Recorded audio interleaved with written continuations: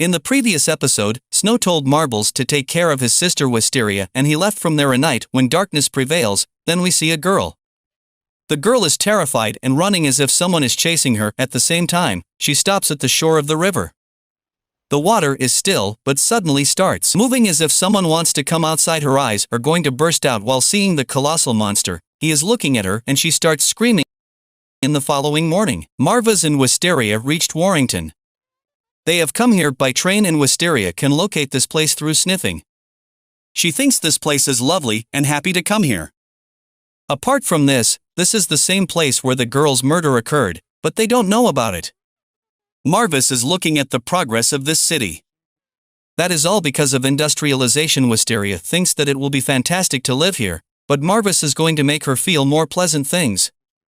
At the same time, we notice that girl is chasing them, but a little demon named Mori is also with her when she tells the demon about them. He is ready to do this alone. This contractor scene changes when Marvis catches him with his hair and asks the reason for stealing. The little demon doesn't know that Marvis is an immortal demon because he is in human form.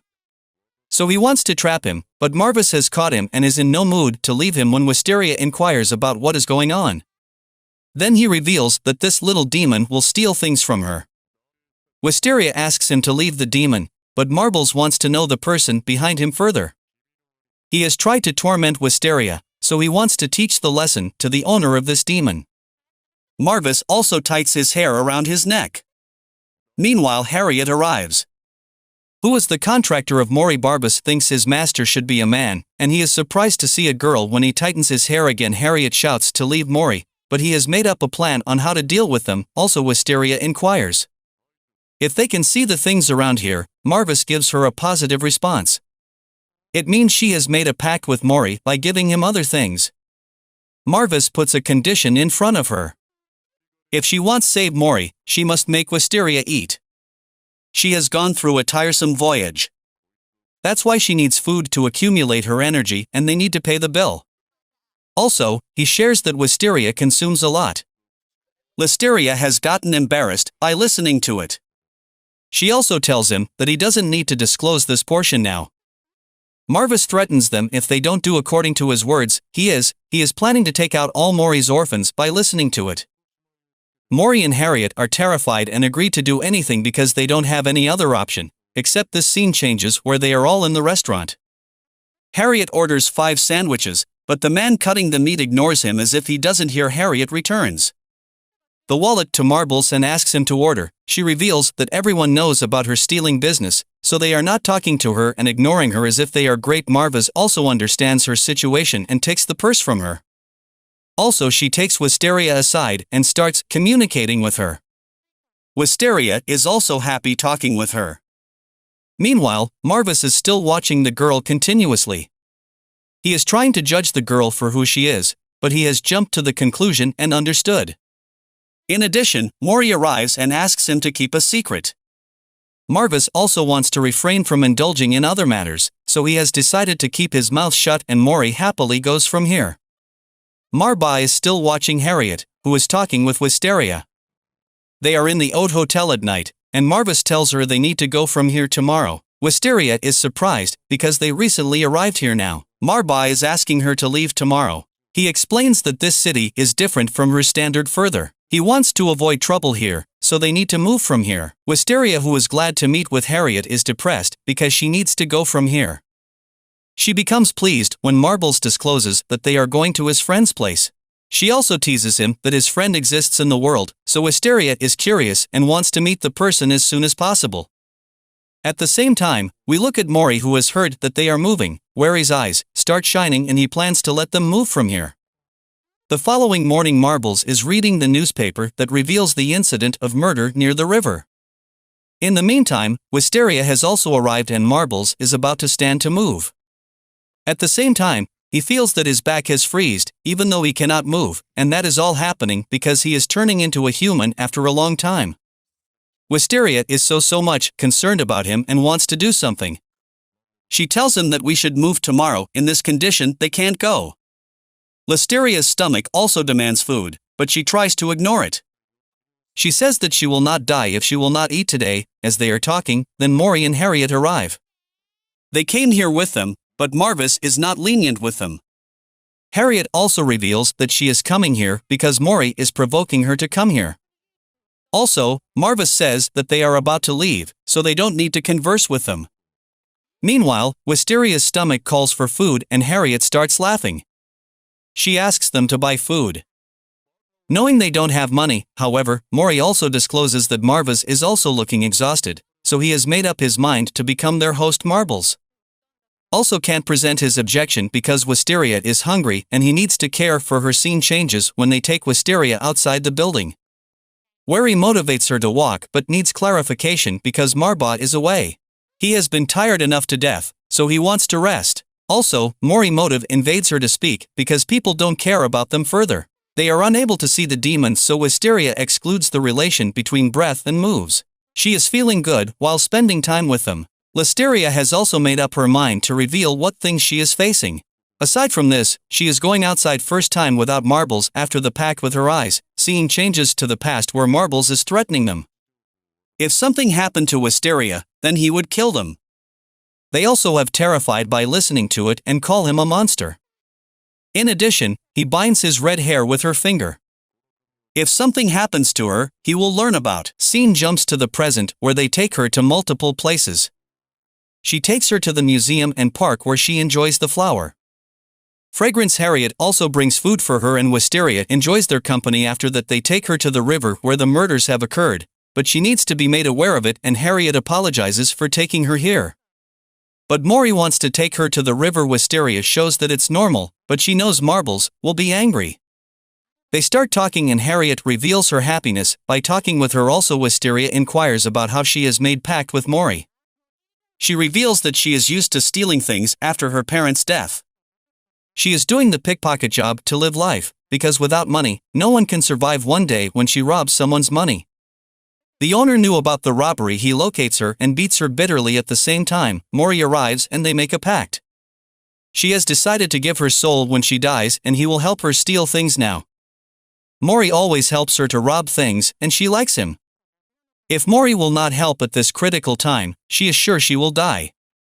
Wisteria thinks about how much their story is similar. She has also led a miserable life. After that, Marbles arrives in her life and saves her from all the trouble. However, she comes out of her thoughts when Harriet tells Mori to return. She knows that if they don't take her back, Marbles will kill them, but Mori has taken her with evil planning. So he asks her to leave. Wisteria here and Marbles will take her with him. Harriet is unable to understand what he is saying to her. She is not ready to leave Wisteria behind.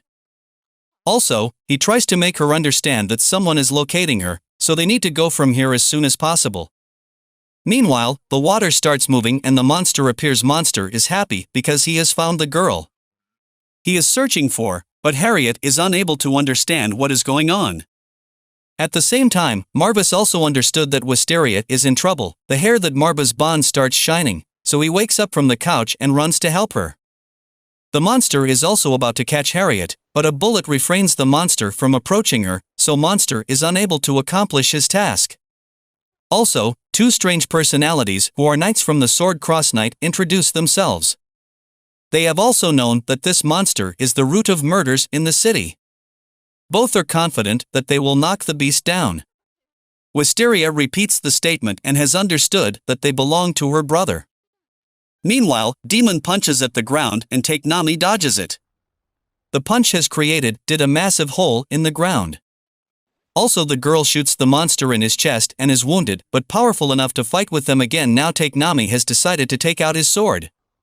Sword Cross Knight takes out the sword when the need arises, so he thinks that it's the right time to take out the sword. He jumps, takes the sword, and strikes the monster with it in a fantastic scene.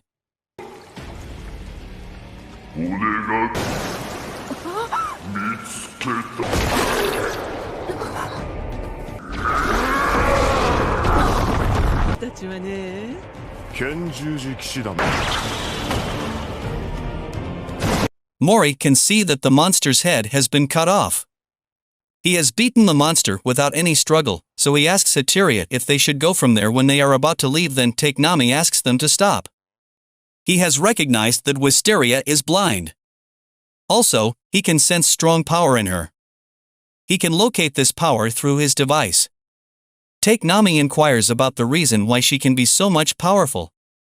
He also thinks she is a demon and is about to take out his sword. At the same time, a strong wind surrounds them and breaks his sword.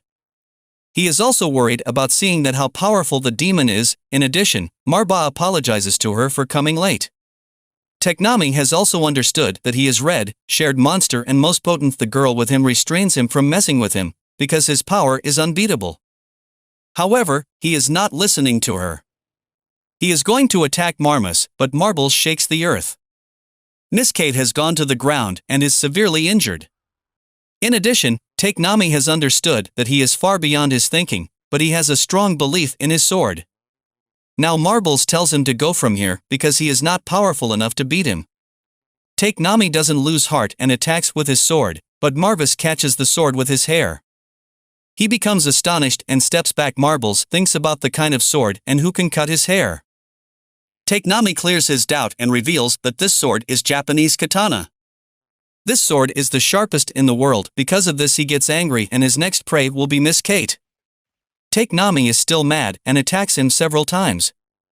Marvis is trying to dodge these attacks with his hair, but his hair is still cutting in this effort. At the same time, he turns the sword into two pieces because it was weak from the side when Marvis is going to attack him. Miss Kate appears and shoots at Harriet, but Mori comes in front of her and saves her. This Kate says let them go otherwise. Her next prey will be a girl, so Marvis become calm and let them go. But Harriet is weeping bitterly for Mori when they flee from here. Marbles wants to take their life because they have intentionally tried to harm Wisteria. Wisteria prohibits him from doing this. Meanwhile, Marba reveals that she is a ghost and everyone is shocked to listen to it. Even Harriet also doesn't know that she is a ghost and dead. Also Mori reveals that he is trying to save the life. Who is a ghost? He knows that Harriet is a ghost, but he still protects her. Mori discloses the story of the girl who dies in the river, but she hopes that everyone will die along with her. The demon is also in the river and listens to her desire and they make a pact in exchange for her life, so he is killing everyone to fulfill the girl's wish. One day this monster also kills Harriet and Mori cannot do anything. Also Harriet has understood why her wallet is always filled with money. Further, people always ignore her, because she is a ghost. She doesn't bother about it, but now she has understood everything. So she thanks Mori, who is always there to protect her, but Mori blames him for not protecting her and she has to lose her life. On the contrary, Mori is happy because she has spent the most valuable time with Mori. Now she has decided to do something for him. She tells him to consume her soul, but he is not ready to do it, because if he does, he will not be eligible to see her again. In addition, she will disappear from the world, but she convinces him that she will be the part of his body and Harriet happily wants to do it. Harriet also reveals that when she is in a critical situation, God doesn't appear to help her. In reality, it is Mori who has helped her a lot and also has given her the true meaning of life. So she wants to do something for him. By giving her soul to him, she says that they will be all together when they will apart. Harriet also hugs him and Mori reveals that he thinks that he has tricked her. He is a weak demon and no one wants to make a pact with her after spending time with her. He feels that it's a pleasant moment that he is spending with her. Mori is continuously weeping and sharing deep thoughts in his heart. Harriet also says that her feeling is also not different from his. At the same time, she starts disappearing from this place. When she disappears, he takes her hat with him and returns. Wisteria starts weeping because she thinks that their situation is also the same, but Marvis clears his doubt that Harriet has made a pact with a weak demon. On the contrary, she has interacted with the strongest demon who can protect her. Even no one is daring enough to cast an evil eye on her. He also feels pity for Harriet, who is gone but taught him a lot.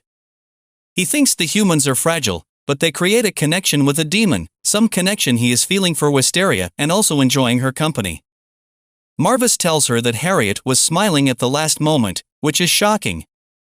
This is how the third episode of The Tale of Outcasts ends. If you want the fourth part, comment below with the Immortal Demon, part 4, and for the previous part watch